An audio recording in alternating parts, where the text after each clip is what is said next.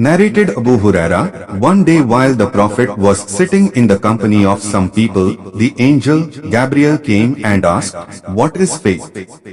Allah's apostle replied, "Faith is to believe in Allah, His angels, the meeting with Him, His apostles, and to believe in resurrection." Then he further asked, "What is Islam?" Allah's apostle replied, "To worship Allah alone and none else, to offer prayers perfectly, to pay the compulsory charity, zakat, and to observe fasts during the month of Ramadan." Then he further asked, "What is ihsan, perfection?" Allah's apostle replied, "To worship Allah as if you see Him, and if you cannot achieve this state of devotion, then you must consider that He is looking at you." Then he further asked, "When will the hour be established?"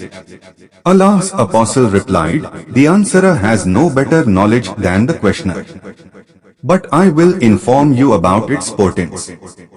1. When a slave, lady, gives birth to her master. 2. When the shepherds of black camels start boasting and competing with others in the construction of higher buildings.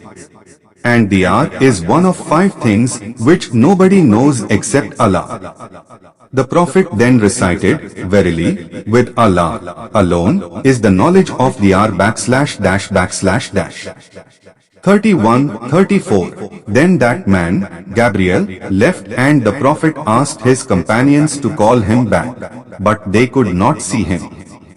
Then the Prophet said, "That was Gabriel who came to teach the people their religion." Abu Abdullah said, "He, the Prophet, considered all that as a part of faith."